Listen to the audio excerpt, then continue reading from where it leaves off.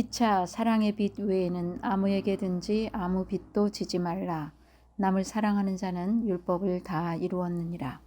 간음하지 말라, 살인하지 말라, 도둑질하지 말라, 탐내지 말라 한 것과 그 외에 다른 계명이 있을지라도 내 이웃을 내 자신과 같이 사랑하라 하신 그 말씀 가운데 다 들었느니라.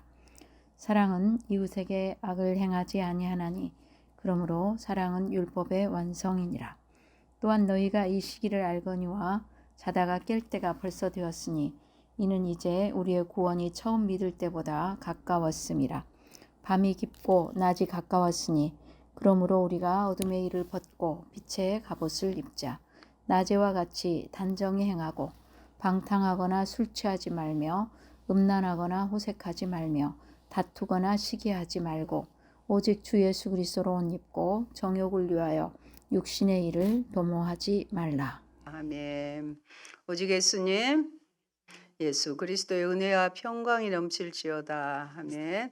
오늘 우리에게 주신 말씀은 로마서 13장 8절로 14절이며 사랑은 율법의 완성입니다.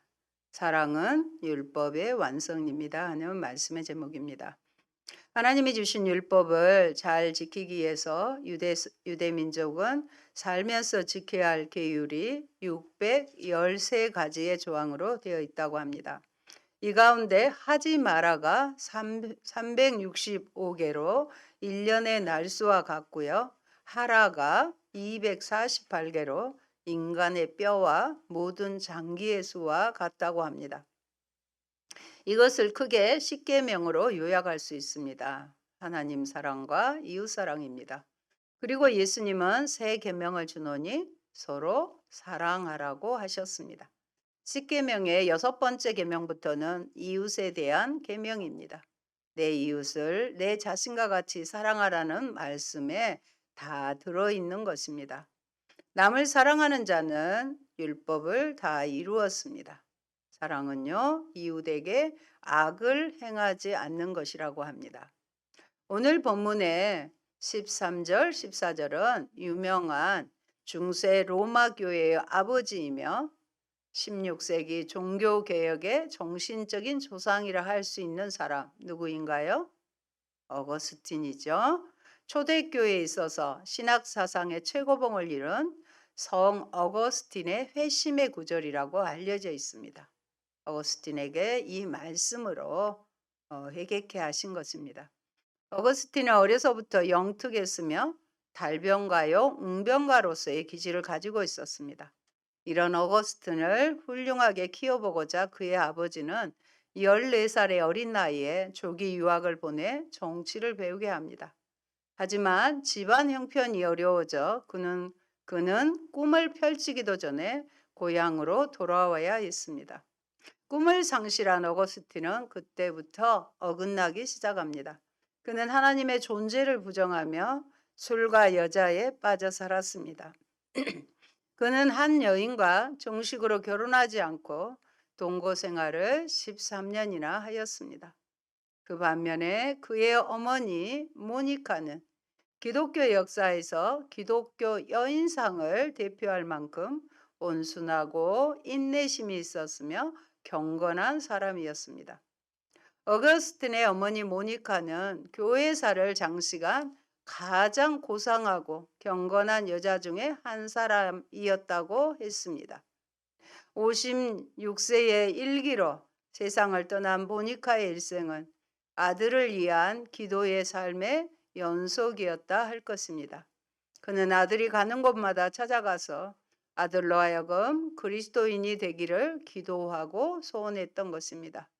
먼 훗날 어거스틴은 그의 회심이 어머니의 기도 때문이라고 고백했습니다. 그것은 어머니의 기도 때문입니다. 나는 이 사실을 주저없이 인정합니다. 즉 하나님께서 내게 진리 발견이 무엇보다 중요하다는 마음, 그 밖에 아무것도 바라지 않고 그 밖에 아무것도 생각하지 않고 그 밖에 아무것도 사랑하지 않도록 된 마음을 주신 것은 어머니의 기도 때문이라고 고백합니다. 무엇이 가장 중요해요? 진리를 발견한 것이 가장 중요하다는 깨달음을 어머니의 기도로 통해 알게 되었다고 고백합니다. 이제 바울은 공동체 내부와 예부를 통틀어서 모든 관계에 대해서 말하기 시작합니다. 그 중심에 사랑이 있습니다. 그 사랑은 무슨 사랑? 아가페입니다. 첫째, 사랑의 비대위는 아무에게도 빚을 지지 말라고 권면합니다. 그리스도인은 오직 사랑의 빚만 있는 자입니다. 세상에서는 오직 모든 자에게 줄 것을 주어 다른 것으로 빚진 자가 되지 말아야 합니다. 그리스도인들은 하나님께 받은 사랑을 이웃에게 일평생 갚아야 하는, 처음에 그러니까 하나님으로부터 사랑의 빚을 졌어요. 빚을 졌으면 반드시 갚아내야 되겠죠. 누구에게? 이웃에게. 이웃은 나를 제외한 모든 관계가 이웃이 되겠죠. 그 중에서는 가까운 가족도 있고요. 그분과 네이버, 이웃도 있을 것입니다.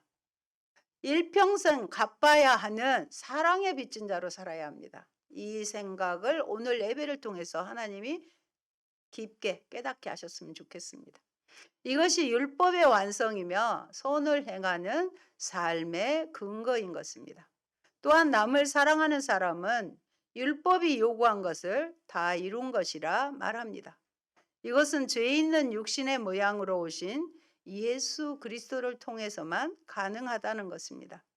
남을 사랑하는 사람이 율법을 다 이룬 것이라 강조하는 것은 그리스도를 떠나서는 이해될 수 없는 명제입니다. 그래서 예수를 믿지 않는 사람들 가운데서도 선행을 하고 사랑을 베푸는 사람들이 간혹 있습니다. 그러나 꾸준히 계속해서 할 수 있는 근원은 바로 뭐냐? 예수 그리스도라는 사실입니다. 그리스도께서 몸소 보여주신 그 사랑, 그 방법으로만 율법이 완성되는 것입니다. 둘째는요, 이웃을 사랑하는 것이 이웃 관계의 핵심입니다. 남을 사랑하는 자는 이웃 관계에 관한 한 율법을 성취한 자입니다. 서로 사랑할 때 율법에 대한 순종이 현실로 나타나기 때문입니다. 그 양식은 그리스도께서 친히 가르쳐 주시고 보여주신 것입니다. 예수님 먼저 본을 모델로 보여주시고 그렇게 하기를 원하셨습니다. 어떻게요? 요한복음 13장 34절의 말씀 같이 봅니다. 새 계명을 너희에게 주노니 서로 사랑하라. 내가 너희를 사랑한 것 같이 너희도 서로 사랑하라. 아멘. 우리는 부모님의 소리가 때로는 잔소리처럼 들립니까? 자기들은 하지 않으면서 시키는 것으로 보여지기 때문에 그렇습니다. 그런데 예수님은 내가 너희를 사랑한 것 같이 내가 그렇게 했기 때문에 너희도 서로 사랑하라고 말씀하십니다. 새 계명은 예수 그리스도께서 율법을 지킬 수 있는 방법을 제시하셔서 하나님이 율법을 주신 원래의 의도를 밝힌 것을 말합니다. 그 의도는 바로 서로 사랑하게 하기 위해 주신 것이므로 서로 사랑할 때 율법은 완성됩니다. 그런데 이 서로 사랑하라는 명령에는 사랑하라, 그것은 뭐예요? 하십시오가 아니죠. 사랑하라 하는 명령에는 내가 너희를 사랑한 것 같이라는 전제가 들어있어요. 나도 했으니까 너희도 나의 제자고 나의 가족이라고 생각한다면 너희도 그렇게 하라는 것이죠. 어떻게 해요? 요한복음 15장 13절의 말씀 같이 봅니다. 사람이 친구를 위하여 자기 목숨을 버리면 이보다 더 큰 사랑이 없나니. 사람과 사람 사이에서의 가장 큰 사랑은 친구를 위해서 목숨을 버리는 거라고 했습니다.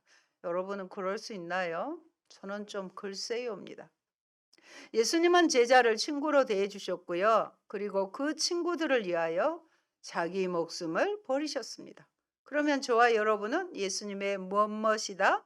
친구라는 사실이에요. 베드로전서 1장 22절의 말씀을 또 같이 보십니다. 너희가 진리를 순종함으로 너희 영혼을 깨끗하게 하여 거짓이 없이 형제를 사랑하기에 이르렀으니 마음으로 뜨겁게 서로 사랑하라. 아멘.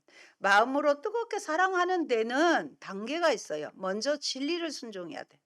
하나님 말씀을 잘 행해야 돼요. 그래서 거짓이 없이 형제를 사랑하는 단계가 되면 서로 뜨겁게 사랑할 수 있게 된다는 것입니다. 복음의 진리로 하나님의 말씀으로 깨끗해진 영혼이 되어서 이게 첫 번째예요. 거짓 없이 형제를 사랑하게 된 것입니다. 그 사랑으로 서로 뜨겁게 사랑하는 것입니다. 그리스도께서 가르쳐 주신 사랑을 근거로 율법을 지키면 된다는 의미입니다. 여러분, 십계명 중 이웃 관계에 속한 계명과 그 외에 다른 계명이 많아도 내 이웃을 내 자신과 같이 사랑하라고 하신 한 말씀 속에 그 모든 계명의 정신이 포함되어 있습니다. 우리가 사랑장이라고 알려진 고린도전서 13장은요, 철저히 이웃 사랑에 관한 것입니다. 공동체 안팎의 사람들에 대한 사랑으로 이해해야 합니다.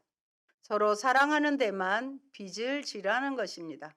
사랑을 많이 줌으로써 상대방이 사랑의 빚을 지게끔 하는 것입니다. 사랑받는 사람이 사랑할 줄 알기 때문입니다. 사랑받지 못한 사람은 사랑할 줄을 모릅니다. 그런데 우리도 하나님으로부터 사랑을 받았기 때문에 사랑하게 된 것입니다. 나를 위해 독생자까지 주신, 십자가에 내어주신, 친구를 위하여 죽어주신 그 사랑을 이미 받았어요. 그걸 여러분이 깨달으셔야 되는 것입니다. 또한 사랑을 받을 때 사랑받는 것을 받아들여야 합니다. 내가 사랑을 받으면 사랑받는 것, 내가 지금 하나님의 사랑을 받고 있구나. 그것을 깨달으셔야 하는 것입니다. 사랑은 이웃에게 악을 행치 않으므로 사랑하는 것이야말로 이웃 관계에 있어서 율법의 완성입니다. 여러분, 사랑은요, 단순히 좋은 감정을 가지고 감정적으로 사람을 대하는 것이 아닙니다. 사랑은 감상적인 감정이 아니에요. 또한 율법이 사랑에 의해 대체되는 것이 아니라 사랑할 때 그 율법이 완성이 됩니다. 이것이 바로 십자가에서 보여주신 하나님의 사랑입니다. 율법이 요구하는 것을 예수님의 희생을 통해 완성한 것이 하나님의 사랑이므로 우리가 이웃을 사랑할 때, 희생할 때 또한 하나님이 주신 좋은 이 율법을 완성한다는 의미입니다. 하나님의 수직적인 사랑이 예수 그리스도를 통해 내려왔고요. 그 수직적인 사랑을 받아서 이제 수평적으로 옆에 있는 사람들에게, 특별히 공동체 안에서 또 밖으로 퍼져나가는 것입니다. 그러므로 아가페 사랑은 십자가로 표현됩니다.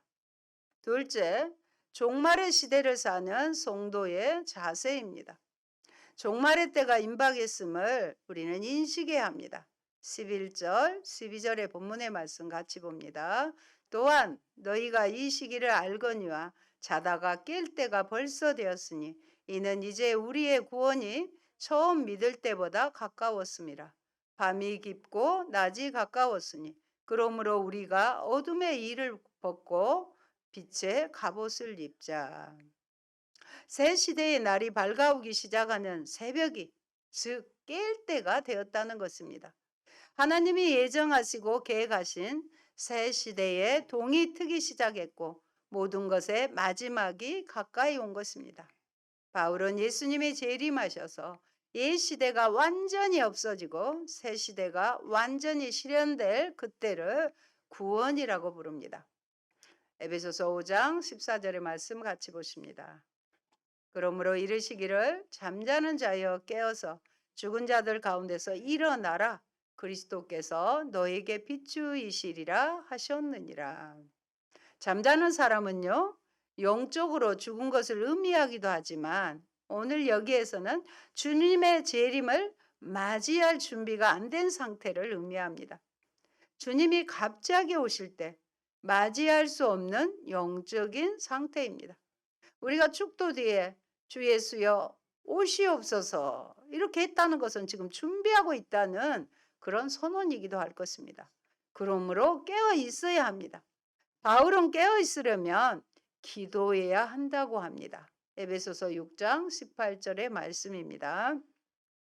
모든 기도와 간구를 하되 항상 성령 안에서 기도하고 이를 위하여 깨어 구하기를 항상 힘쓰며 여러 성도를 위하여 구하라. 아멘. 성령 안에서 기도하라고 그랬어요. 깨어서 구하기를 항상 힘쓰라고 했습니다. 항상 깨어 있어서 언제 닥칠지 모르는 죄림을 준비하는 생활을 할 것을 주문합니다. 마지막이 가까워 올수록 사탄의 공격은 더 심해질 것입니다. 그래서 전쟁을 하듯 하나님이 준비해 두신 하나님의 전신갑주를 입어야 합니다. 그 전신갑주는 14절에서 그리스도로 표현됩니다. 우리가 입는 전신갑주는 그리스도로 옷 입어야 되는 거예요. 그리고 이 전투는 개인적인 전투가 아니라 공동체적인 전투입니다. 개인은 이길 수 없습니다. 공동체가 같이 싸워야 이길 수 있습니다. 저희 교회의 목표는 오직 예수님, 오직 예배, 천국신앙, 재림신앙입니다. 셋째, 어둠의 일을 벗어버려야 합니다. 13절에 나와 있는 6가지 악의 목록을 2개씩 짝지어 그 당시 문란한 생활을 묘사하고 있습니다. 방탕과 술 취함입니다. 방탕은 술의 신 디오니소스를 찬양하는 행진 후에 벌어지는 지나치고 문란한 연애를 가리킵니다. 음란과 호색입니다. 성적인 타락을 가리키죠. 쟁투와 시기는 힘을 더 갖기 위한 정치적인 싸움을 가리킵니다. 이런 것들은 공동체에 예수 그리스도를 믿는다고 하지만 이런 일을 하는 사람들이 그 당시에도 있었던 것입니다. 그래서 바울의 경고를 심각하게 받아들여야만 합니다. 특히 쟁투와 시기는 공동체의 생활을 파괴하는 요소들입니다. 다른 요소들은 방탕과 술 취함, 음란과 호색은요, 개인의 삶을 파괴함으로써 공동체에 피해를 입힙니다. 그러므로 예수 그리스도의 의의 옷으로 단장하고 무장해야 합니다.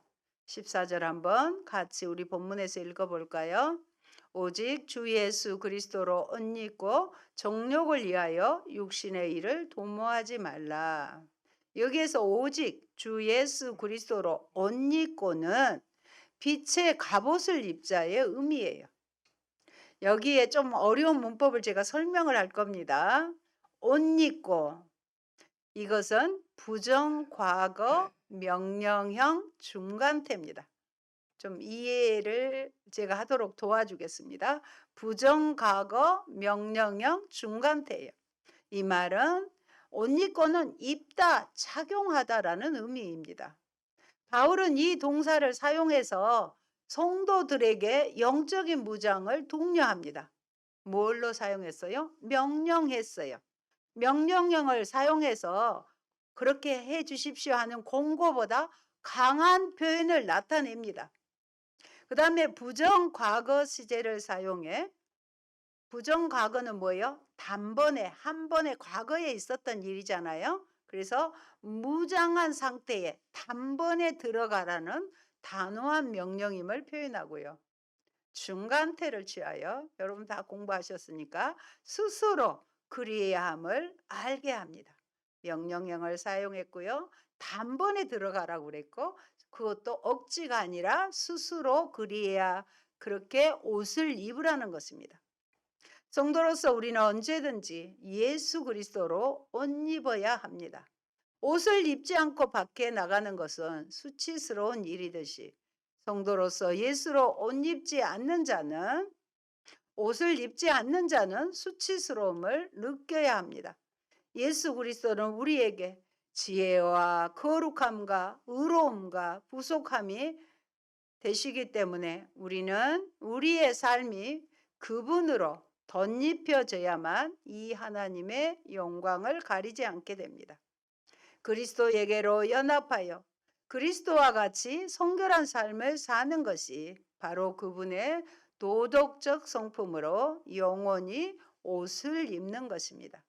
그리고요, 이러한 사람들은 언제 어디에 있든지 그리스도를 나타내게 되어 있습니다. 예수 그리스도를 옷 입는 것은 성령의 인도를 받는 것입니다. 그래서 육신의 일에 우리는 골몰해서는 안 됩니다. 육신의 일에 골몰하는 것은 본절에 잘 드러나 있듯이 정욕을 이하는 마음에 사로잡혀 있기 때문입니다. 누구든지 육신을 좇아 살면 자기 탐닉에 빠지게 되어 있습니다. 그렇다고 우리에게 경건하게 살기 위해서 금욕이나 고행 등을 행할 것을 권하는 것은 아닙니다. 그는 금욕이나 고행을 요구하는 것이 아니라 그리스도 안에서의 절제를 교훈하는 것입니다. 여러분, 세상이 아무리 미움과 경쟁에 만연하더라도 그리스도인은 사랑으로 살아야 합니다. 율법의 완성은 사랑입니다. 믿는 자들이든지 그렇지 않든지 이웃에게 악을 행하지 않는 것이 사랑입니다. 사랑을 잃어버리고 사랑의 의미가 퇴색한 세상에서 그리스도인은 사심 없는 사랑으로 구별되어야 합니다. 유익을 구하지 않는 삶이죠. 그것이 복음을 아는 자들이 주님께 드리는 합당한 예배가 됩니다. 그리고 세상의 권세에 복종하되 세상의 어둠의 동조에서는 안 된다고 이미 우리는 배웠습니다. 우리의 참 통치자는 빛이신 예수님이시기 때문입니다. 우리는 빛의 자녀들로서 어둠의 가치관을 거슬러야 합니다. 그것은 빛이신 그리스도로 옷 입을 때 가능합니다. 우리의 힘으로 이 어둠을 불살할 수 없고 오직 그리스도와 연합되어 성령의 도우심을 입을 때 가능하며 우리는 그때 그분의 뜻과 원함을 따라 살 수 있게 되는 것입니다. 방탕과 술 취함과 음란 같은 육신의 정욕을 위한 일을 도모하지 않고 낮에 속한 자로 영에 속한 자로 사는 것이 복음에 합당한 성도의 삶입니다. 이 어두운 세상에 예수님은 참된 빛으로 오셨습니다. 이 미움과 시기 가득한 세상에 주님은 사랑으로 오셨습니다. 세상 권세들을 통해 이 땅에 당신의 질서를 세워 가시지만 주님을 모르고 알면서도 인정하지 않는 어두운 세상과는 한치도 섞이지 말고 살아야 합니다. 우리의 구원이 처음 믿을 때보다 가까이 왔습니다. 빛이신 주님 배울 날이 다가왔고 빛의 나라에 온전히 참여할 날도 멀지 않았습니다.